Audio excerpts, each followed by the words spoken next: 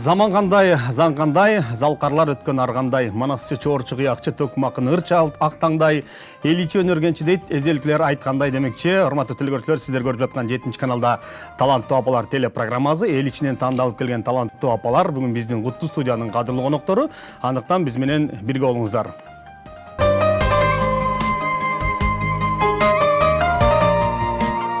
Көріп қойып, көнім тоқ, қарап қойып, қардым тоқ демекші.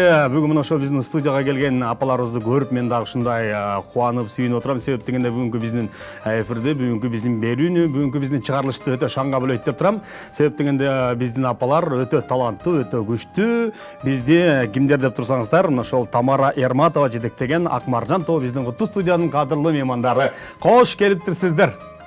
Жакшы Тамара. Жақсы, манай жақсы. Қайрадан студиядан көргеніңізге қуаныштабыз. Жарқырап, жайнап, татнаққа болған формаларды киіп алып келіп отырасыздар. Тамара дегенде келіңіз. Біздің жалпы көрүүчүлөр амандашып саламдашыңыз. Рахмат, Бақыт. Саламатсыздарбы, Кыргыз элим. Саламатсыздарбы, бүгүнкү 7-ші каналдын уюштуруучу тобу, кызматкерлери. Ошондой эле мына биздин көркөм жетекчибиз Кубан, куш келипсиздер. Биздин Акмаржан тобу. Ошондой эле биздин эки коногубуз бар, бирок биздин Гүлүмкан Кушпакова дайым эле биз менен чогурдап жүрөт. Биздинче болбосо дагы. Анда эмесе ушул бүгүнкү эфирге келген таланттуу, бакыт айтмакчы, таланттуу апалар менен тааныштырып коеюн анда. Туура эле, Тамаржа, баягы таланттуу апалар телепрограммасына келгенде мен өзүм тааныштырчым. Анан мен эфирден сырткары дагы урматтуу телекөрүүчүлөр, Тамаржага айттым. Бүгүн эми сиз мен баягы аттарын эле айтып коет экем. Сиз өзүңүздү көркөмдөп, мактап, жактап бир жакшылап тааныштырыңызчы депчи. Ошондуктан топтун жетекчиси Тамаржага өзүңүз бир шашпай, кайсы жакта эмгектенет, кандай иш кылат, биз секреттерине чейин айтып тааныштырыңыз. Рахмат. Анда эмесе ушул бүгүнкү эфирге келген Акмаржан тобунун кыздары менен тааныштырып коеюн. Ушул көркөм жетекчиси мен Эрматова Тамарамын. Мен өзү көптөгөн маданият майданда иштеп жүрдүм, билим берүү тармагында иштеп жүрдүм. Ошондой эле анан баягы маданият майданда иштеп жүрүп дагы көпчүлүк конкурстарга катышып жүрдүм, ар кандай кароо сынактарга катышып жүрдүм. Анан ушундай бир убакыттар болот экен, бир дем алып калган мезгилдерде ушул Бишкек шаарына келип, анан шартка байланыштуу, анан ушу биздин Кубанычбек Эсеналиев менен таанышкалы, анан мынакей азыркы күндө ушул менен кошо биздин көркөм жетекчи бир жагынан, музыкалык жагынан ошентип анан чогуу ырдап жүрөт. Анан ушул биздин Акмаржан топ деген бизде буга чейин Махабат Нарматова деген биздин таланттуу, билимдүү кызыбыз бар эле. Ушул жетектеп жүргөн экен, алар шартка байланыштуу, алгыс азыркы учурда эс алууда, дагы таланттуу кыз, ыр десе ырга тойбогон, көөдөнүндө ырдын ар кандай түрлөрүн, музыканын ар кандай түрлөрүн жаттап ырдаган, туюп ырдаган жакшы таланттуу кызыбыз Бактыгүл Күсөрмамбетова. Кол чаап болду. Азыркы күндө баягы ардагер, пенсия деп коет, жапжаш бирок неберелери көп, буюрса жакында чебере болоюн деп турат. Рахмат. Андан кийинки биздин да таланттуу кызыбыз ушул топтун мүчөсү Шайыр Станбекова. Бул кызыбыз дагы өтө таланттуу кыздарыбыздын бири, таланттуу айымдарыбыздын бири. Унун дагы көдөнүндө, жүрөгүндө кыргызымдын сонун ырлары жатат. Чыкпаган ырлары бар. Анан жакында ушул биздин Калипа Сейдалиева жетектеген Кош Жылдыз теледолбооруна катышып, жакшы ыры менен катышып, жакшы илтерге жетишти. Азыр экинчи туруна өтүп, азыр ошого даярданып жатат.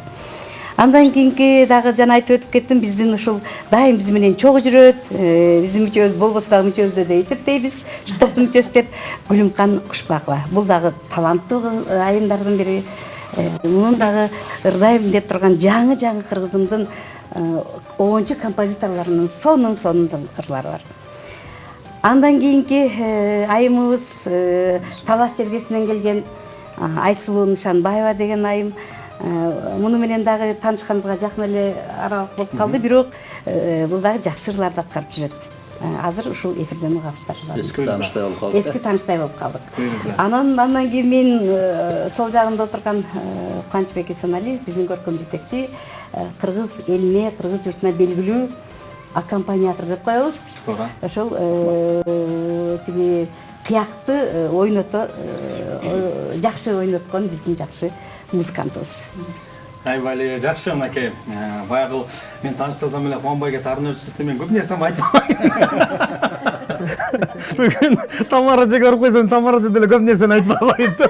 Мен айтып кетейин, урматтуу телеөрчүлөр, чындыгында Кубанбай эми таанылган киши жок. Өзгөчө ушул таланттуу апалардын арасында өзүнүн сый урматка татыган мыкты агайыбыз, маданияттын мыкты кызматкери Жумабүдүн Шералиев, Рыспай Абдыкадыров атындагы сыйлыктардын ээси.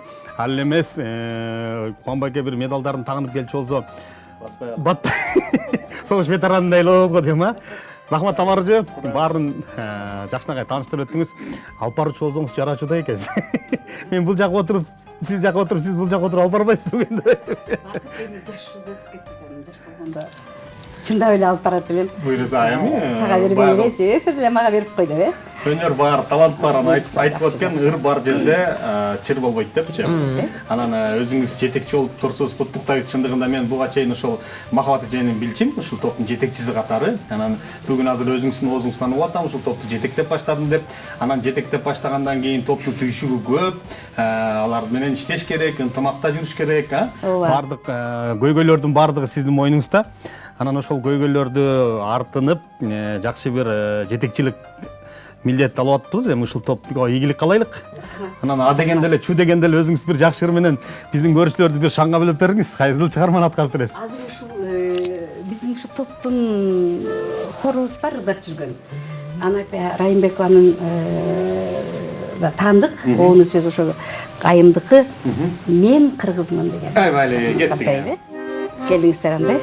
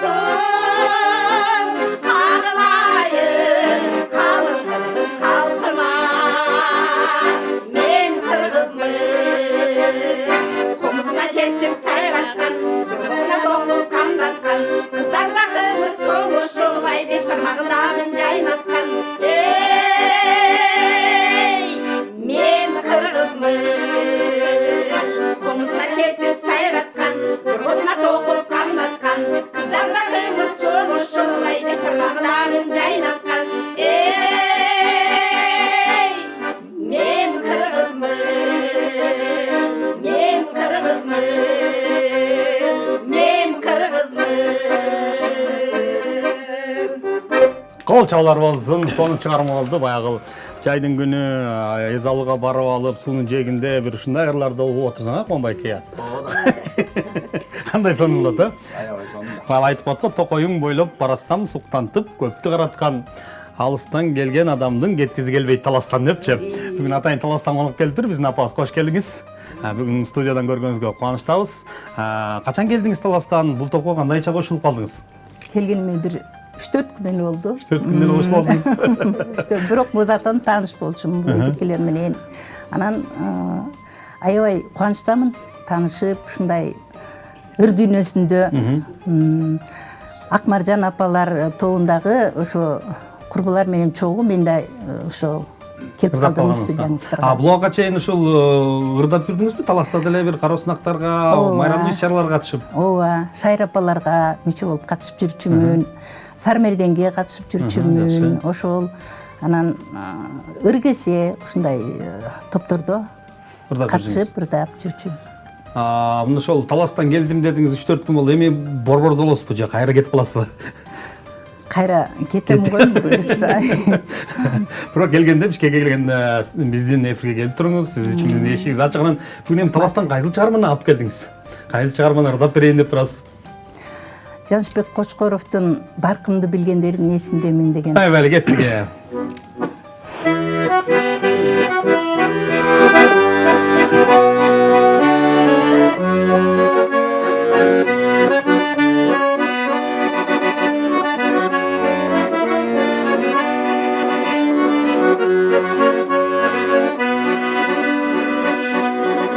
Толгонуп толкундабас сезимдерим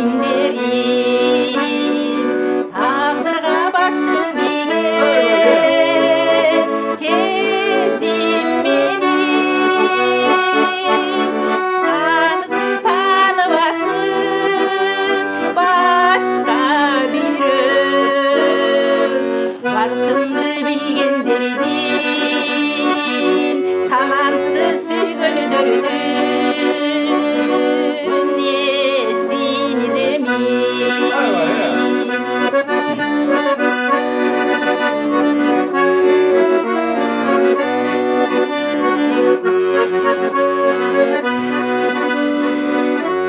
Уркурап боздоочу сезимдерим балдарга апа болгон кезим менен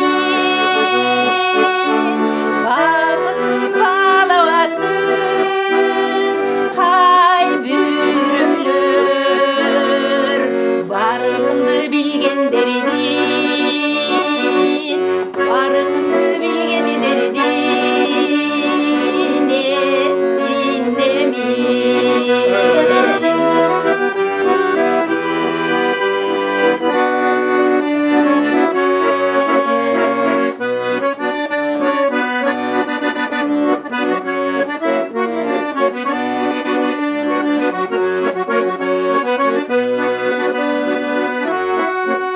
Сыркырап сыздабачы сезимдерим сыноодон өтүп калган кезим менен сыйласын сыйлабасын башка бирөө сырыңды билгендердин сырымды билгендердин эсиндемин.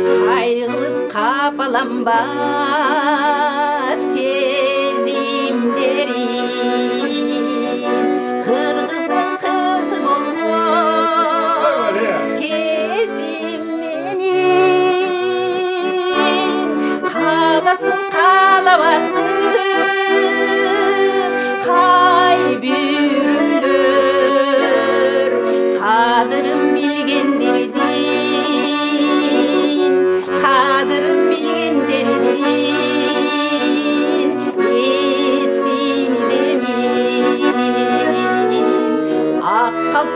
кыргыз элдин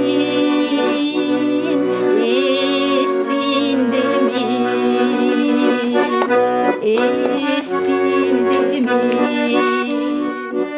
Калчалар болсын. Абдан соны шығарма, арасында сөздерін өзіңіз шығарып алсаңыз керек, талантты сүйгендердің есіндемін деген жақсы шығарма болдыр ма? Тілгөрсөр шындығында біздің апалар ушундай, көбүнчө апалар ушундай таланты ташкындап кеткенде, анча-мынча сөздөрүн өздөрү кошуп коет. Бирок соны шығарма, бардык кыргыз элинин жүрөгүнөн түнөк тапкан, кыргыз элинин канына сиңген дейин жақсы шығарма. Шындығында Жанышбек Кочкоровдун талантты сүйгендердің есіндемін дейді. Шайры жаман айгандай? Баягы эже мырда аткан аябай бирдекени ойлонуп атасыз, кредит барбы? Эрги, көңүл буругу, жакшы Шайрыжы. Эмне иш кылып атасыз? Бизге келгенден бери жакшы бир жаңылыктар менен келчиңиз эле. Анан азыр Тамара жекем айтып калды, ошол кайсыл передачага чыгат деди. Кош жылдыз, ал жактан биринчи турдан өтүп, экинчи турга азыр жакшы даярдык кылып атканда ким менен ырдап атасыз ал жакта? Ал жаққа қатышып қалғанның себебі Қуаныш Есенәлиев ағайдың салымы зор. Ағай арқылы баяғы көпшілік ырчыларды ағай жөнөтүп тұрады да, ырларын тандап, мындай көрүп дегендей. Тандоо турuna чакырылып калдым. Азыр неме ким Рахатбек Иманалиев деген Зайнидин Иманалиевдин баласы экен, оончу, комузчу, чоң комузчу. Ошол жигит менен кошулуп ырдап чыктык экөөбүз. Кайсыл чыгарманы аткардыңыздар? Нарындан жазган салам кат деген Жакшы чыгарма. Башыралы Айталиев атабыздын ырын ырдап чыкты. Ал жерде баягы калыстар тобу болот, анан кандай баалашты? Аткарган чыгарма эми чындыгында Нарындан жазган салам кат деген абдан жакшы чыгарма. Легендарлуу ыр болгондуктан ырды аябай эле баалашты. Эми баягы калыстар тобу эми кандай чечим чыгарат аны да күтүп атабыз буюрса. Өзүм жакшы ырдадым деген эле ойдомун. Буюрса жакшы эле сөздөр айтылып атышты. 10-10дон 40. Ошол күнгү балдар 10дон болду. Жогорку бааны алышты. Жогорку бааны. Бирок экинчи турга өттү деп айта элекпи? Жарайлайт эми. Себеби күчтүү жакшы. Экинчи турда башка чыгарманы ырдаш керек, же кайрылуу ошол чыгарманы? Жок, башка. Жакшы, анан бизде да ошондой 7 канал таланттуу апалар телепрограммасында биринчи студияга келген ырыңды кийинки эфирге ырдабайсың деп. Бүгүн бизге да башкарып келдиңизби? Мына ошон үчүн жаңыларды алып келдим. Байкашым караганда астыңыздарда барыңыздарда кагаздар бар экен. Туура жазып алыш керек, адашып калбайм деп барганда эми эфирдин сүрү, камеранын сүрү, студиянын сүрү болот.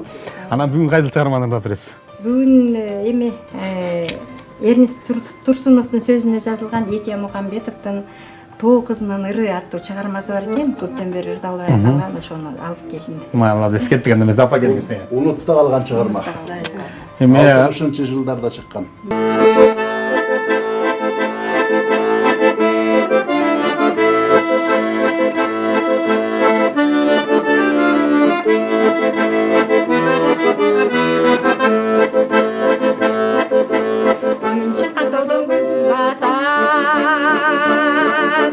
Gün bakatondo ginjata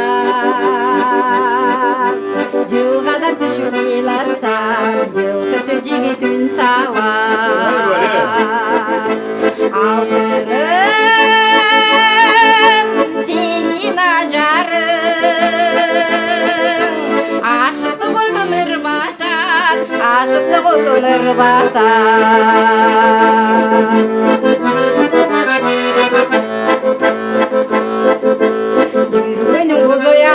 бел жүзүңдө сылай чайгы жел Үзүңгө шыңгыр этпесе үйрөңгө кайрып мында кел Жолуңдо тосоп жаптыртан Жорого кымбат бураң бел Жорого кымбат бураң bel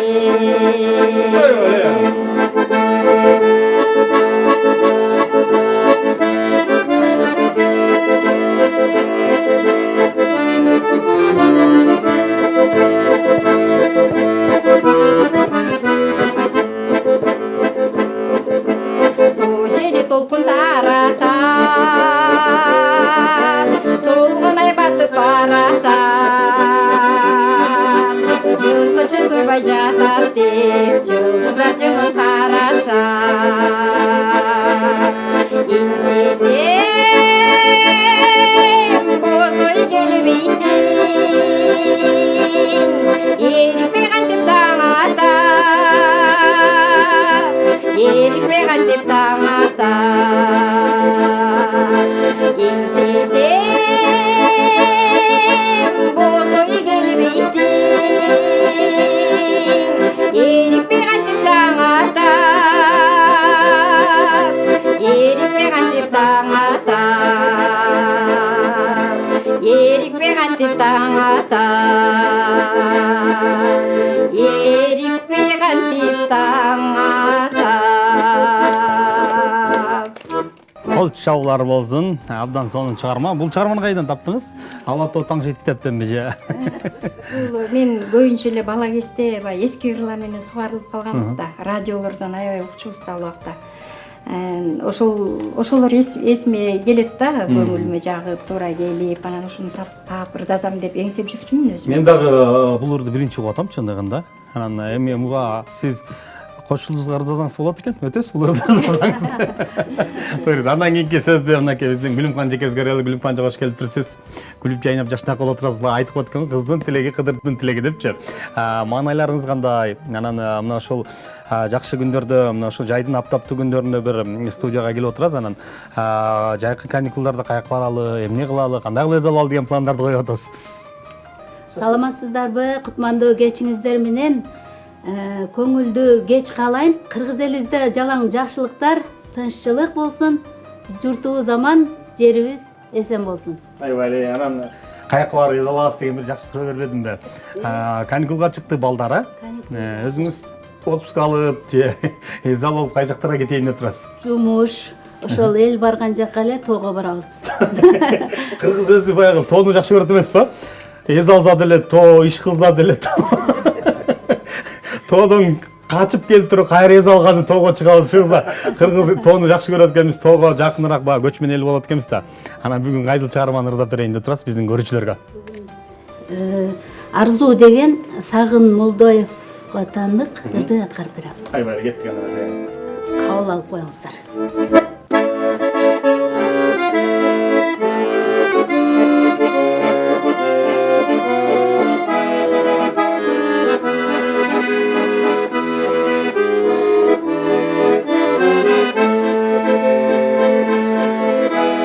Себелеп жамгыр төксө айланага, сезимдер калганыңды айталада. Алыста жалгыз калган ак коосумал, түгөйсүз кыйын туура, түгөйсүз кыйын туура бул жалганда.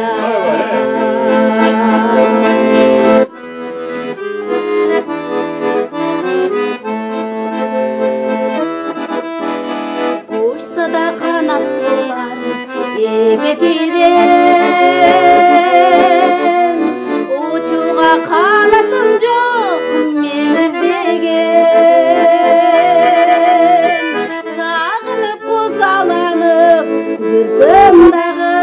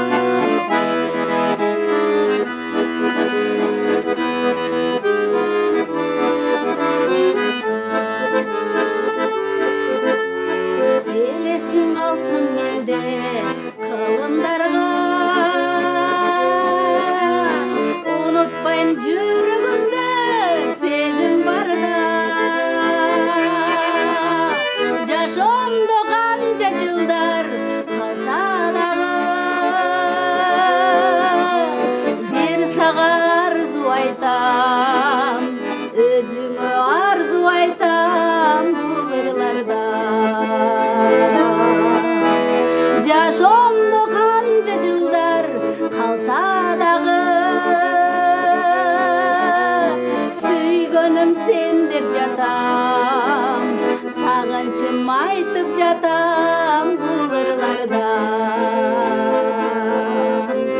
Сүйгөнүм сен деп жатам булырлардан. Кол чалгыр болсун, абдан сонун чыгарма да. Ушундай эрги уктук биздин көрүүчүлөр дагы учурдан пайдаланып сиздердин берүүнү эрги угуп аткан болуш керек. Сүйгөнүм сен деп жашайм бул ырларда дейт. Сүйгөнүң сүйүнүп калды го дейм, а? Жаным мени жакшы көрөт экен. Жакшы күнүңүздөр көп болсун. Сиздерди студиядан көрүп ушундай жагымдуу ырларыңыздарды укканда кадимгидей жүрөк жашарып, жан дүйнөң балкып дегендей, сону эргип аласың. Ал эми угуп аткан биздин көрүүчүлөр дагы абдан кызыгуу менен карап, сиздерди көңүл буруп отурган болуш керек. Бизде республикабыздын бардык аймагында бизди сиздердин көрөт. Жана ошондой эле биздин YouTube каналдан, Instagram, Facebook баракчаларынан да сиздин ырларыңыздарды угуп, жакшы бир каалоо тилектерин жазып турат. Абдан сонун ырдайт экен, мындай ырдайт экен, тигиндей өзгөчө биздин Кубанбайкеге көбүрөөк комментарийлер келип турат бизге. Андан кийинки кезекте мынакей өрнөктүү өнөрдүн ээси төш белгисин тагып отурган биздин Бактыгүл эжеге берели. Бактыгүл эже, саламатсызбы? Саламатчылар. Кош келипсиз. Мен да байкап атам, сиз да бүгүн жаңы алып келген болушуңуз керек депчи. Негизи эле ыр тандоодо кыйынчылык жаралабы? Эми ырды текстин карайбыз, анан оондору өзүбүзгө ылайыктуу, өзүбүзгө жаккан. Эми ырдын баары эле жакшы, жагат, бирок ошонун ичинен дагы өзүмө ушул ырды ырдасам туура го деген ойдо тандайбыз да. Күлүнгөн жерде ол сүйүү жөнүндө көрөт. Албетте сүйүү жөнүндө көрдөйм мен дагы. Өзү негизи эле Кубанбайчы. болбойт да. Кубанбайке көбүнчө эле ушул эски ырлар, көбүнчө ушу сүйүү жөнүндө лирикалуу сонун чыгармалар аткарылат эмеспи анан. Анан кийинки эле кезекте биздин ушу таланттуу апалар баягы биздин эжекебиздей болуп өздөрү ырлар чыгарып алышат го. Сөздөрүн өздөрү жазып турган. Онун Асанкалыйдыкына же болбосо Ырысбайдыкына салып коет го. Ансандай сүйүү жок ырлар деле барбы? Бар, мекен жөнүндө бар, кымбаттын өскөн жер мекенинде. Жок, мекенди сүйүү жөндөрлөр бар да. Жок, мен ушу Кубанбайке менен келген апалар көбүнчө сүйүү жөнүндө айтып ушуну айтып атам. Экиде жалаң ушу мекен жөнүндө, ата-эне жөнүндө. Келиңиз анда Бактыгүл эже, бүгүн алып келген чыгармаңызды. Жаңырды тартуулап келдим. Сүйүү ишеними деген ырды аткарып коеюн.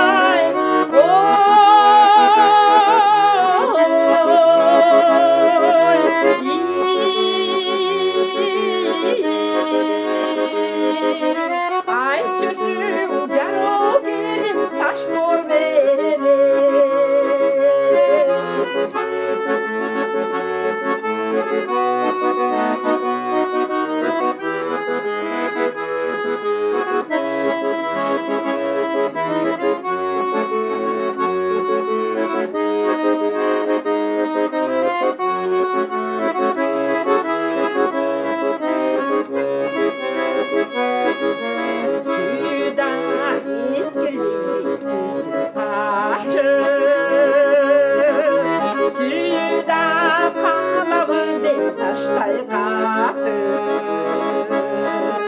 кечеги назик мүнөз таттуу кыял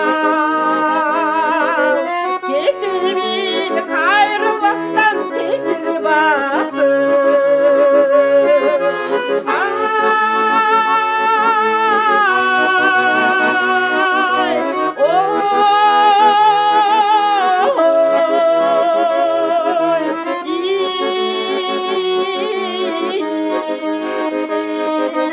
кетиби кайрылбастан кетир басып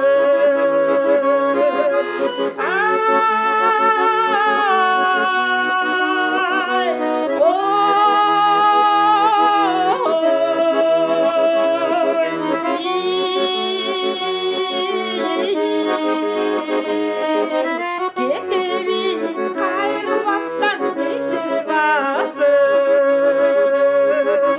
кетиби кайрылбастан кетир басып Кол чалар. Сонун чыгармалар, бүгүн жакшы чыгармалар менен ушундай бир жакшы даярдык менен келгениңиздер билинип атат. Себеп дегенде жетекчиңиздер алмашып барды. Тамар жеми мындай топто канча мүчө бар азыр? 9 азыр 4 отурасыздар бул жерде. Калгандары шартка байланыштуу экөө келмек бүгүн. Баягы мамлекеттик кызматта иштейт, анан ошол шартка жараша келбей калышты. Быйыл жаңы жетекчи катары бир пландар болот го, бир атайын эми бир топту башкарып эле 9 адамды деле жетектеш шындыгында кыйын. Анан эми жетекчи катары бир өзүңүз ырдап берсеңиз келиңиз. Биздин белгилүү ырчы композитор оюнчу Аскар Райымовдун Улуу көч деген жакшы бир теле берүүсү болду, эскерүү кечеси болду. Мына ошол кишинин ырлары ырдалды. Мен ошол кишинин дайым ырларын сенин эфириңе келгенде да биринчи ошол кишини айтып, андан кийин ошол кишинин ырын менен баштаймын. Менин устазым ошол сахнага чыгарып тарбиялаган, урушканда урушуп, тилдегенде тилдеп, өтө күчтүү оюнчу болчу. Нота менен иштеген оюнчу болчу. Өзү аранжировканы өзү жазат эле, нотага түшүрөт эле. Ал кишинин ырлары Карагат деген ыр бар, Бакты кели деген ыр бар, анан Картайтпайт менен замана деген ыр бар. Мен ушул кишинин сөзү оон өзүнүкү кайрадан сүйүп калбайын деген чыгармасынан калсайм. Бул дагы илгери ушул мен жаш кезимде 80-жылдар ырдап жүргөм. Анан көптөн бери баягы ырдалбай жүрсө унутуп каласың да. Ошо кечээнин кескеби кечесинде ырдаган жокмун, бирок эстеп ушуларды. Кандак Картайтпайт менен замананы ырдадым. Азыр эми ушул кайрадан сүйүп калбайын деген. Кеткен нерсе. Кабыл алып коюңуздар.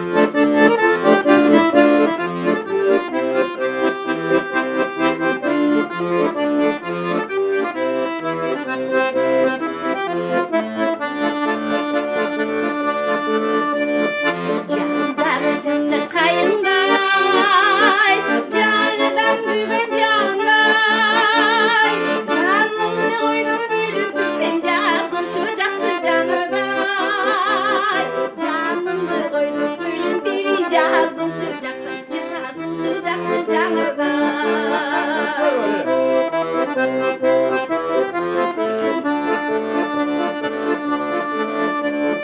Gözüme gözüm bağlanıp, gönlüm turat sağınıp, жалынға düşüp беремін мен жаңылған жаным жаңылып, жалынға düşüp беремін мен жаңылған жаным жаңылып.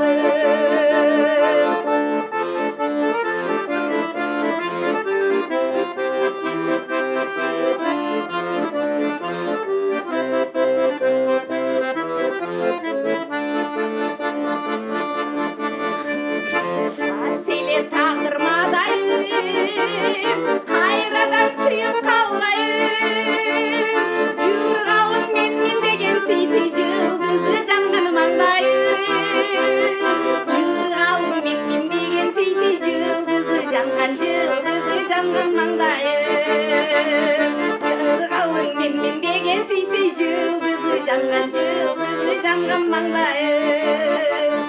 Қаселе тағдырмадайым, қайрадан сүйіп қалайым, жырғалым мен деген сүйді жұлдызы жанған маңдайым, жырғалым мен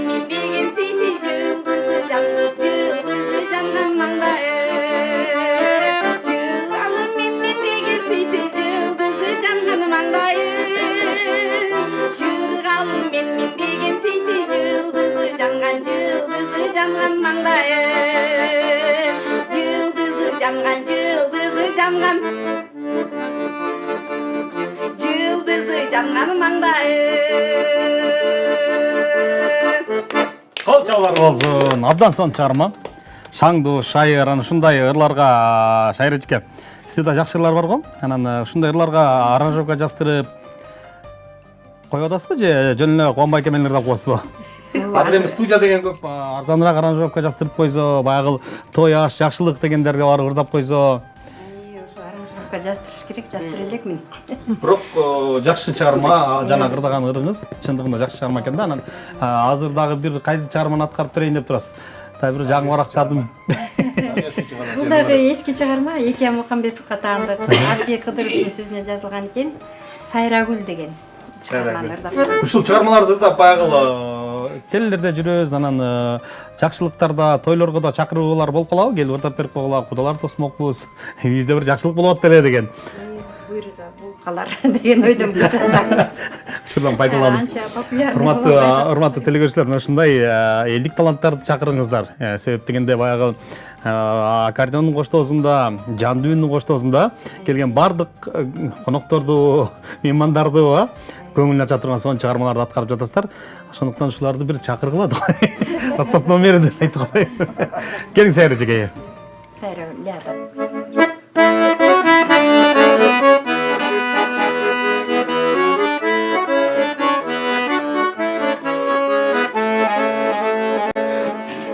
Сүйгөн элем мен сени, сүйгөн элем, жалыныңа жалбыртап күлгөн элем, кубулжуган үнүңдү келбетиңди медер кылып жүрөккө жүргөн элем. Сүйлөгөндө сөзүмдөсүң сайрагүл, караганда көзүмдөсүң сайрагүл, жатсам турсам оюмдасың, мен элестеп баскан кезде жолуңдасың сайрагүл.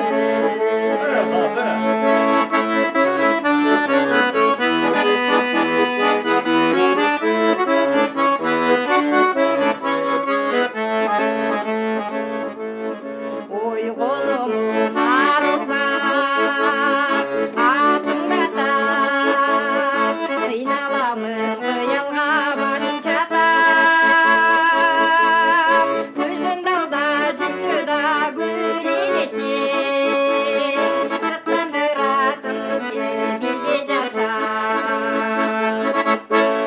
Сүйлөгөндө сөзүмдөсүң сайрагүл, караганда көзүмдөсүң сайрагүл, жатсам турсам оюмдасың, мен элестеп баскан кезде жолуңдасың сайрагүл.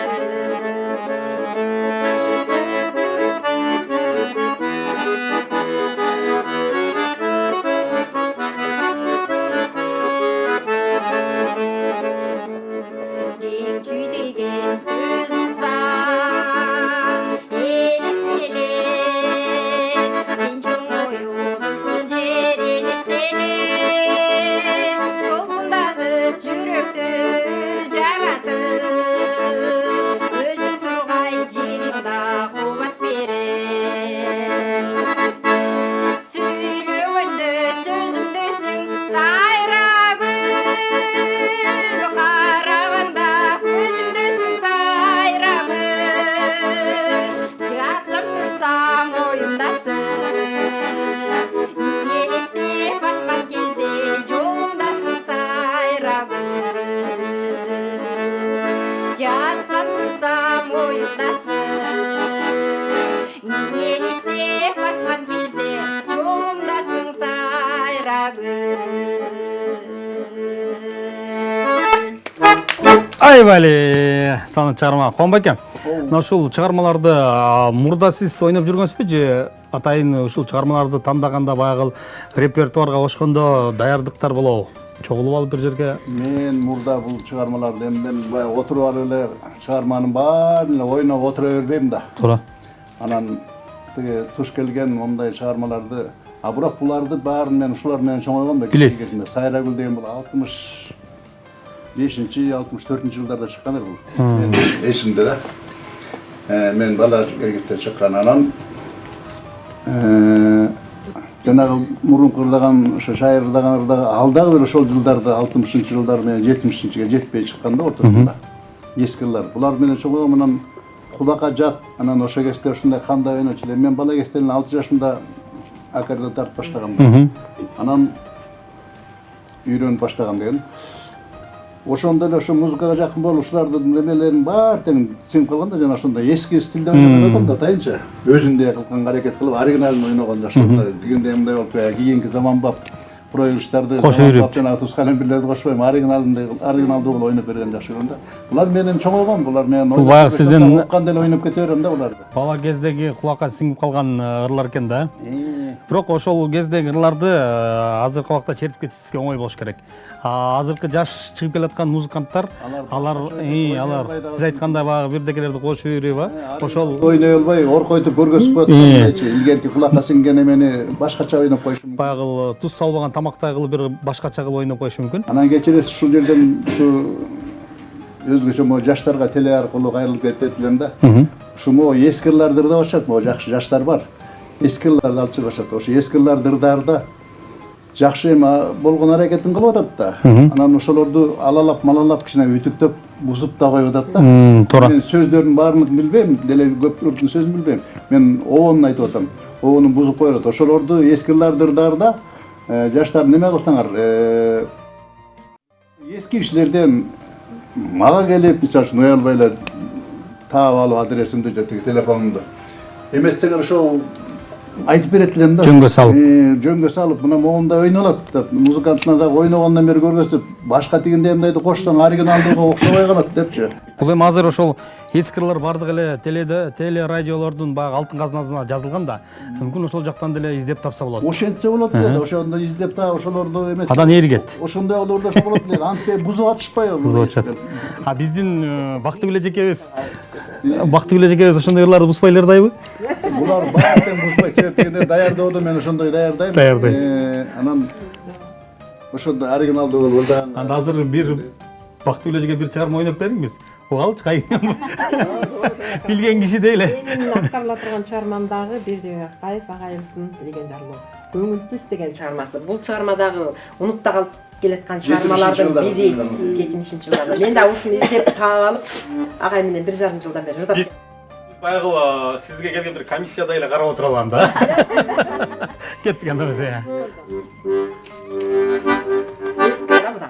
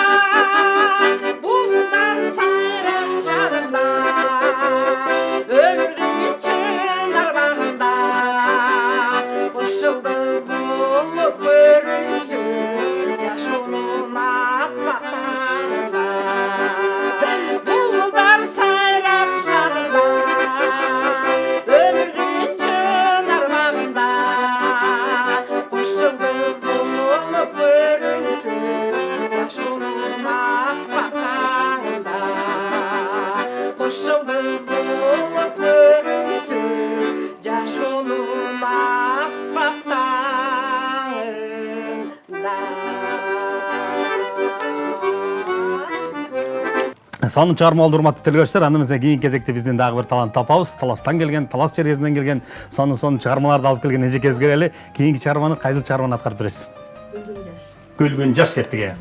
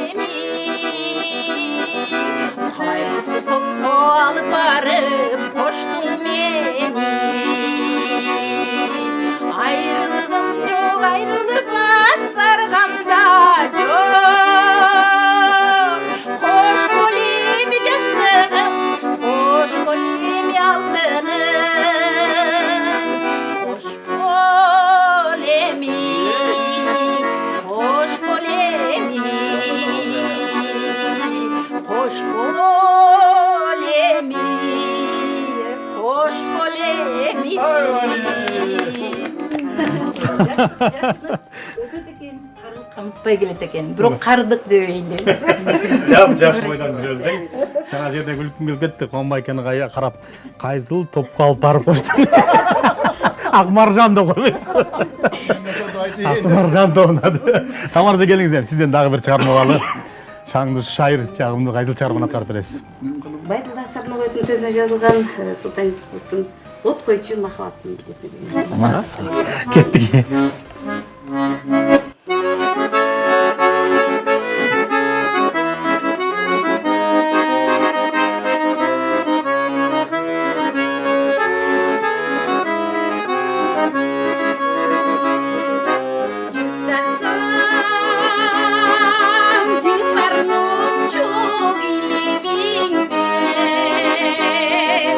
Yıldızın uçup çıkan, yürüdüğümün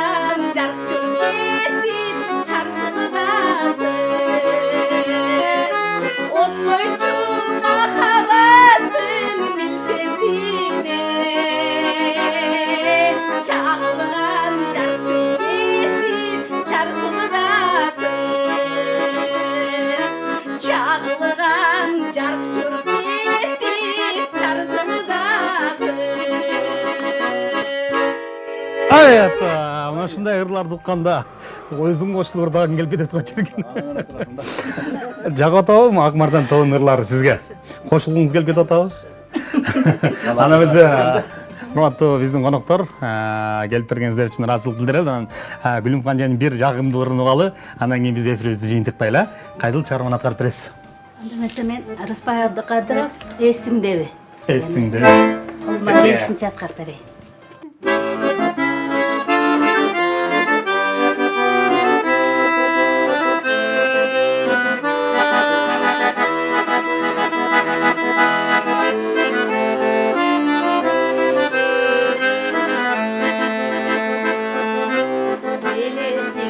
Қарап тұрсам сүрөттөн еске түшөт көзүндөгү гүл өскөн эсиңдеби кечиндеги сырдаш